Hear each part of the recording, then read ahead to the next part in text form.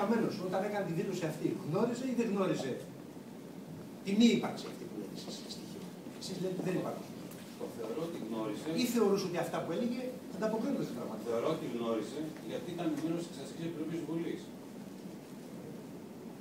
Σε εκείνο το σημείο η εξεταστική φαίνεται να είχε κάποια στοιχεία τα οποία ακόμη ίσως δεν είχαν διαλυθεί περαιτέρω. Πιστεύω όχι. Δηλαδή θεωρείτε ότι ο ίδιος δεν είχε καμία αμφιβολία για αυτό το ζήτημα?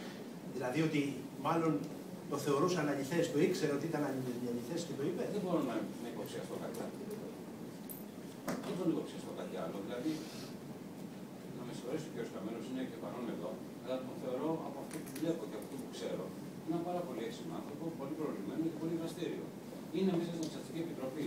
Είναι δυνατόν να έχει αποφανθεί, πιστεύω, η δικαιοσύνη ότι δεν υπάρχει πουθενά λογαριασμό στον κόσμο στην Ελλάδα του κ. Τσουκάτη με το εκατομμύριο και να λέει ότι έχει γίνει transfer από λογαριασμό τη Siemens στο λογαριασμό του Τσουκάτη στην Ελβετία 1 εκατομμύριο, το θεωρώ, πώ να σα πω.